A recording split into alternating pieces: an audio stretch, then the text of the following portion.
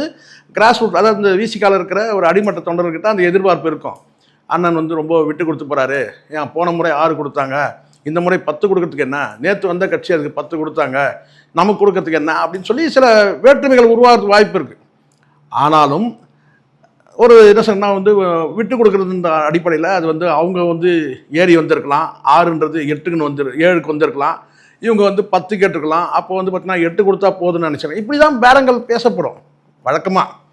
அப்போ இங்கே யாரும் வந்து சமரசம் பண்ணிக்கிறவங்கலாம் வந்து அடிமைத்தனமாக போயிட்டாங்க, அடிமையாகி போயிட்டாங்கன்னா நம்ம எடுத்துக்க முடியாது.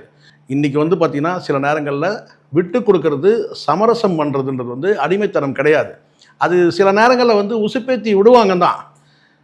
இது என்னைக்கு பண்ணியிருக்கலாம். இப்போ இன்றைக்கி இருக்கிற இந்த தொண்டர்கள்லாம் என்ன செஞ்சுருக்காருன்னா, சில நேரங்களில் வந்து முட்டு கொடுத்தாரு. யார்? அண்ணன் திரும்ப வந்து அதெல்லாம் மறுக்கிறதுலாம் கிடையாது. முக்கியமான சில பிரச்சனைகள் வரும்போது பார்த்திங்கன்னா விட்டு கொடுக்காம போன விசுவாசத்தை காமிச்சார். நம்ம இப்போ என்னுடைய லாங்குவேஜில் நான் முட்டு கொடுத்தான்னு கூட சொல்லுவேன். உண்மைதான் இது. அப்போ அன்னைக்கு வந்து பார்த்தீங்கன்னா இந்த அடிமட்ட தொண்டர்லாம் வந்து அண்ணனுக்கு வந்து இல்லை இப்படி இருக்கக்கூடாது, நம்ம இப்படி செயல்படணும்னா அன்னைக்கு கூட இருந்த எம்எல்ஏக்கள் எல்லாருமே ஒரு பத்திரிகையாளர்கிட்டே ஒரு கோவப்பட்டது உங்களுக்கு தெரியும்ல. அண்ணன் திரும்ப கோவப்பட்டார்.